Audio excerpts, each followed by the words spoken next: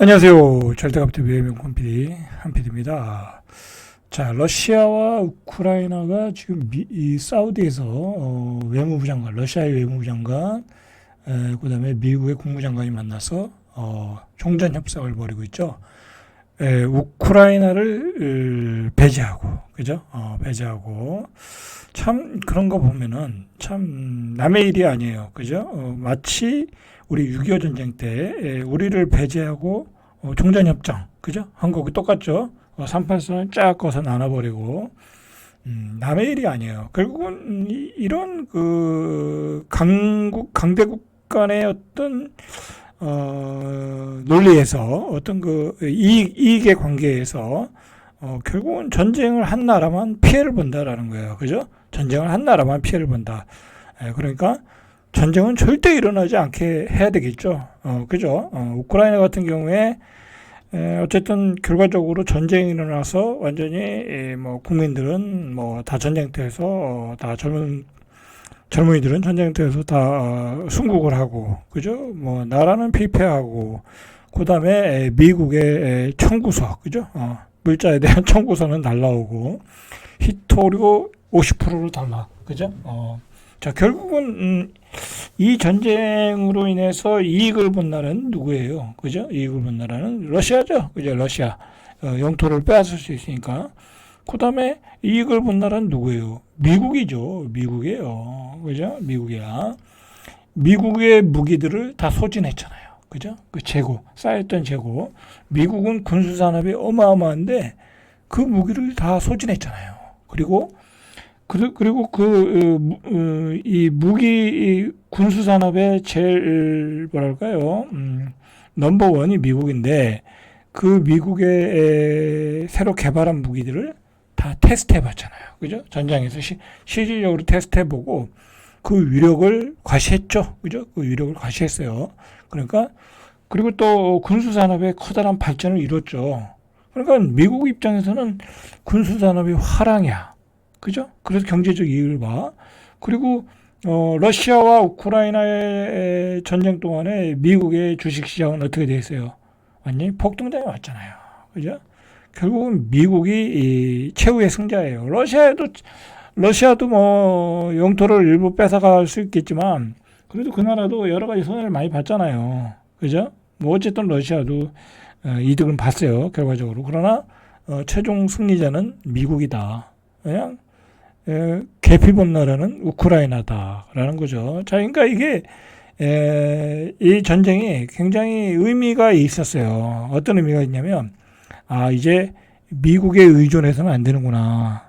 그리고 내가 생각하던 우방국에 의존해서는 안 되겠구나. 그죠? 자주국방의 살 길이다라는 거죠. 자주국방의 살 길이다. 자, 요즘 우리나라 주식시장에 뜨는 주식이 있어요. 이 방산주죠, 방산주. 방위산업주인데, 연일 폭등을 하고 있어요, 연일 폭등. 한번 볼까요?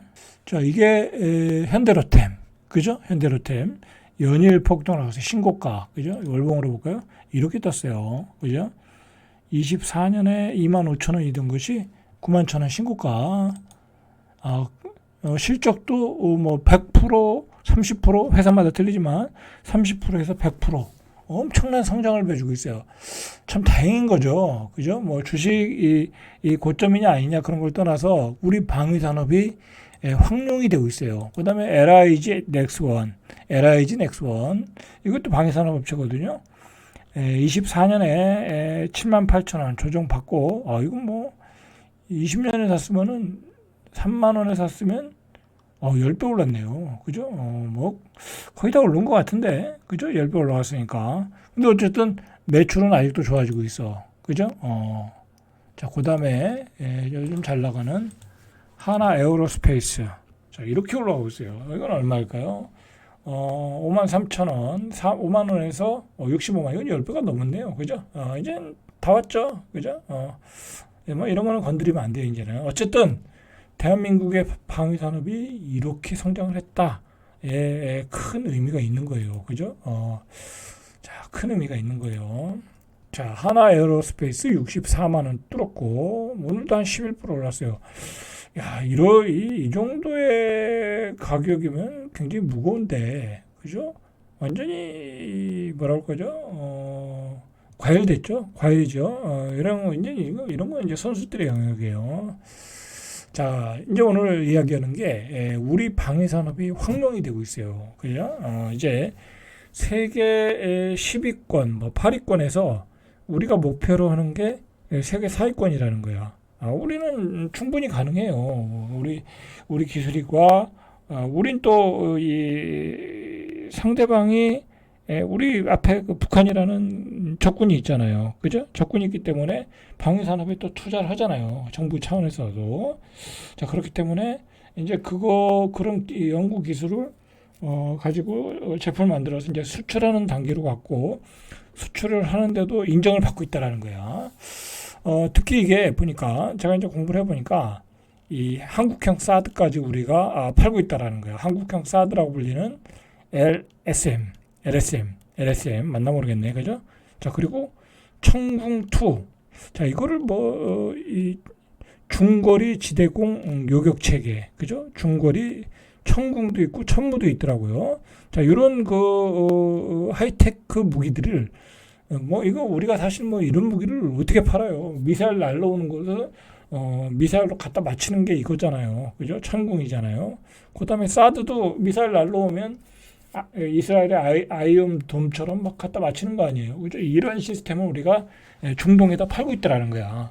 옛날에는 K9 자주포, 그럼 세계 1위니까 그 정도 팔았는데, 자, 그런 걸 떠나 그런 거 외에도 이제 잠수함도 만든다고 그러잖아요. 그죠? 그러니까 우리 대한민국이 살 길은 방위산업이야. 그죠? 방위산업.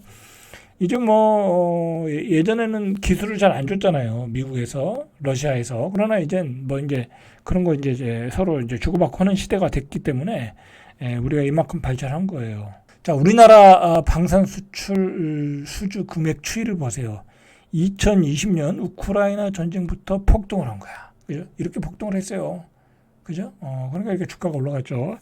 그런데 이게 이러다가 이렇게 또 올라갈 수 있는 거야.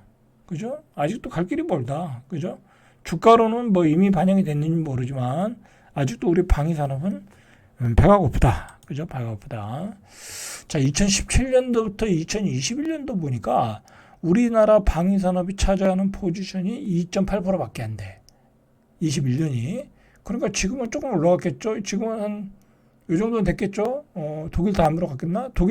이탈리아 정도는 됐겠네요. 그죠? 1위가 39%, 미국, 러시아도 대단한 나라네요. 그죠? 19%. 프랑스도 이거, 비행기를 만드는 나라니까. 자, 여기 중국은 굉장한 기술이 있는 나라고, 독일은 전차를 잘 만드는 나라고. 자, 우리나라가 영국하고 똑같아요. 영국도 대단한 나라인데. 그죠? 자, 우리나라도 세계 10위 안에 들어간다. 오히려 이스라엘보다 앞서요. 자부심을 가져야 된다는 얘기예요. 그죠? 자부심을 가져야 된다. 자, 이제 팔아먹는 게 문제죠. 자, 우리나라 이 K방산의 이 수출액 추이를 보니까 우리가 선박으로 수출해서 버는 돈이 220억 달러. 바이오 헬스도 꽤 많이 파네요. 134억 달러. 그런데 2023년 기준으로 135억 달러를 우리가 팔았는데 2024년 기준으로 200억 달러. 그럼 올해는 한 250억 달러. 선박보다 조선보다 더 낫다는 거예요. 그죠? K방산이. 자, 그만큼 이제 그런 데서 이제 고용 창출이 일어나겠죠. 자, 이렇게 K방산이 확령이 되고 있다. 그죠? 참 요즘 우리 경제를 보면 우울하잖아요. 그죠? 석유화학 마시가지, 철강도 마시가지, 그다음에 반도체도 그렇지. 그런데 요즘 뜨는 그나마 우리의 그 세계적 경쟁력을 갖는 산업이 있더라. 그게 방위산업이더라. 자, 그런 자부심을 좀 가질 필요가 있다라는 거죠. 그것도 우리 생존과 관련되는 거잖아요. 그죠? 생존과 관련된. 자, 이건 조금 지난 자료인데 한국 방위산업을 보니까 방산업체가 86개, 매출 규모는 15조 3,500억. 그럼 더 되겠죠? 이게 2022년 20년 전이니까 대략 이 정도 된다는 거예요. 33,000명. 그죠? 자, 영업이익은 적었어요. 그러나 이제 영업이익이 많아지겠죠. 자, 이게 한국의 국방비 추이를 보세요. 어마어마하게 늘어나고 있어요. 우리나라 국방비가. 그죠? 자, 국방비가 이렇게 늘어나고 있어요. 그리고 군사력 상위 10개국을 보니까 미국이 1위, 그 다음에 러시아, 중국, 일본이 5위네요. 대단하죠. 일본도. 자, 한국이 8위에요. 6위에요. 6위. 우리나라 군사력도 만만치 않은 거야. 그죠? 자, 만만치 않은데 이제는 미국에만 전적으로 의존하면 안 되는 거야. 그죠? 뭐 우크라이나 전쟁을 봤잖아요. 그죠? 저기들이 피곤하면 그냥 거기서 철수해 버리잖아. 그죠? 뭐 그 전쟁 당사국은 어떻게 되든 상관없이 자, 피곤한 거야. 자, 국가별 국방 과학 기술 순위를 보니까 이것도 중요한 거거든요. 2018년까지 자료인데 조금 우리는 올라갔겠죠. 자, 미국이 압도적으로 1위. 그다음에 프랑스, 러시아도 2위. 그죠? 프랑스, 러시아도 기술이 좋아요. 그다음에 독일하고 영국이 3위, 4위. 그죠? 독일, 영국도 좋아요. 그다음에 중국이 위로 올라왔겠네. 그죠? 자, 우리는 기술적으로 보니까 9위야. 자, 8위, 9위 정도. 이제 우리는 좀 올라갔겠죠. 한 5, 6위 정도는 되겠죠. 이건 지난 자료니까. 자, 예전에는 우리 방위산업이 이 가성비가 좋다. 그죠? 왜냐면 뭐 다른 나라보다 떨어지니까 싸게 팔아야 될 거 아니야. 자, 이제 그런 시대가 아니라는 거야. 가성비도 좋고 그 나라의 지형과 기후에도 잘 맞고 그다음에 무기의 파괴력도 좋고 내구성도 좋고.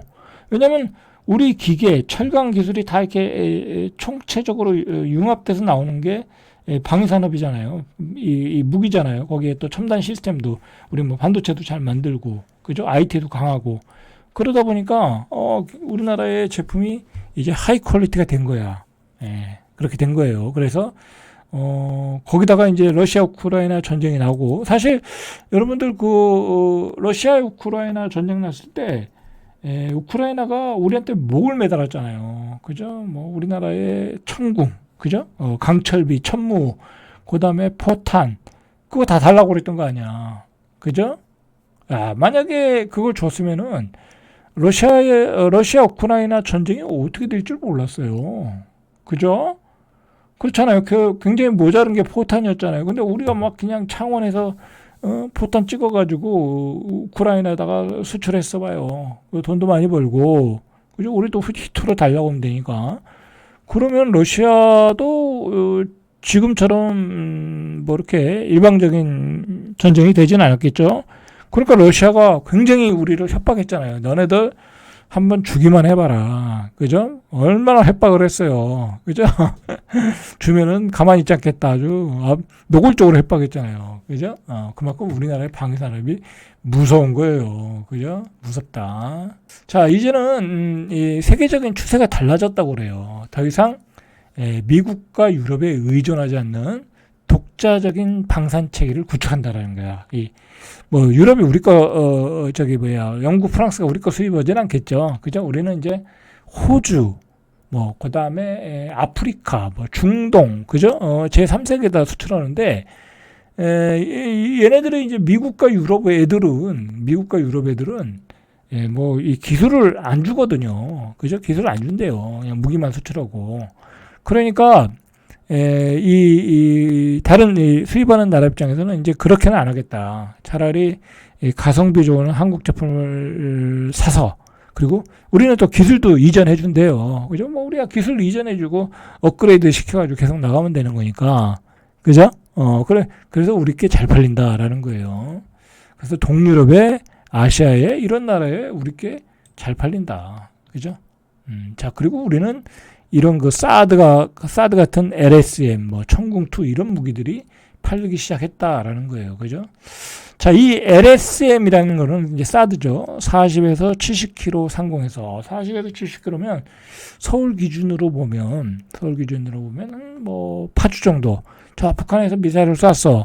그럼 파주 정도에서 우리가 미사일과 드론을 요격할 수 있는 첨단 방어 시스템을 우리도 가지고 있다라는 거예요. 그죠? 자, 이런 기술 가지고 있는 나라 미국과 이스라엘밖에 없어요. 그죠? 그래서 이 천궁2는 사우디아라비아와 3조 7천억 규모의 계약을 체결하며 중동에서 첫 성과를 거뒀다. 끝내주죠. 3조 7천억. 그죠? 자, 이렇게 인정을 받고 있는 거예요. 그리고 우리 K9 자주포, K2 전차, 이건 이제 독일제 부품 의존도를 낮췄다고 그래요. 그러면서 이제 옛날에는 이렇게 이 부품을 쓰면 중동 수출을 못 하겠나 보죠. 그죠? 이제 그렇게 우리 거로 국산화 시키면서 천마력 엔진을 달고 그러면서 이제 중동에 수출을 하면서 대박을 치고 있다. 그죠? 대박을 치고 있다라는 거죠. 그래서 사우디아라비아, 아랍에미레이트, 카타르 이런 나라들이 단순 구매가 아닌 현지 생산 및 기술 이전, 자, 이런 것들을 요구하는 거죠. 그죠? 내가 비싸게 무기 사는데 너네 기술 이전도 안 해줄 거야. 우린 해주겠다 이거야. 그러니까 메리트가 있는 거죠. 자, 이렇게 우리 기업들이 이렇게 글로벌 시장에서 확장하려면 이러한 기술 이전 요구를 받아줘야 된다라는 거죠. 그죠? 자, K9 자주포는 완전히 우리나라가 세계 최고예요. 그죠? 세계 최고. 오직하면 과거 2010년에 북한의 연평도 포격 도발 당시 한국군이 K9 자주포로 북한군 개머리진지에 대응 나서자 북한군이 자주포의 위력에 겁을 먹었다. 그만큼 위력이 대단한 거예요. K9 자주포는. 자, 그래서 폴란드, 루마니아, 에스토니아, 핀란드, 노르웨이, 뚜르키예, 중동, 호주, 인도 전 세계 10개국에 K9 자주포를 운영하고 있다. 베트남에도 팔아먹는다는 거야. 베트남에도. 자, 베트남에도 팔아먹으면 계약이 성사되면 공산권 국가에 첫 진입하는 사례가 된다. 아주 긍정적이에요. 자, 그 다음에 다연장 로켓이 천무라고 그래. 천무. 다연장 로켓 천무. 어마어마한 무기죠. 그죠? 이 다연장 로켓은 유럽에서 개발된 것이 없어. 유럽에서는 미국 등 외국 제품에 의존하고 있다. 그러니까 유럽에는 없는 거예요. 자, 그런데 로키드 마틴의 점유율이 50% 가량이며 한국이 뒤쫓아 가고 있다. 이게 이제 하나 에어로스페이스에서 하고 있거든요. 자, 이 하나 에어로스페이스에서 독자적으로 개발한 천무는 적의 공격 원점, 핵심 표적을 정확히 타격하는 핵심 화력 장비이다. 요것도 이제 팔기 시작했다라는 거야. 자, 이거를 달라고 그랬던 거죠. 그죠? 우크라이나에서 이거 달라고 했던 거죠. 그죠? 어마어마한 무기죠. 그죠? 몇백 킬로 밖에서 정확하게 적의 진지를 때릴 수 있는 무기라고 하면, 천하무적이죠. 천하무적. 자, 천하무적이죠. 자, 그래서 요즘 하나 에어로스페이스가 주가가 폭등하는 거예요. 그죠? 자, 이 천무라는 게 이게 이제 날아가서 이게 이제 확산탄이 된다고 그래요. 그래서 300개의 자탄이 공중에서 뿌려진다는 거야. 그럼 어마어마한 거죠. 그럼 최대 축구장 3배 크기의 면적을 초토화한다. 어마어마한 무기죠. 이게 가서 한 방에 때리는 게 아니라 가서 적의 진지 상공에서 그냥 자탄이 돼가지고 자폭하는 거죠. 그래가지고 300개로 뚝 떨어지는 거야. 그죠? 어마어마한 위력이다라는 거죠. 자, 요즘 국제 간에 굉장히 전쟁이 많잖아요. 이제 이런 방산주들이 앞으로도 계속 올라가겠죠. 자, 이렇게 올라가고 있어요, 요즘.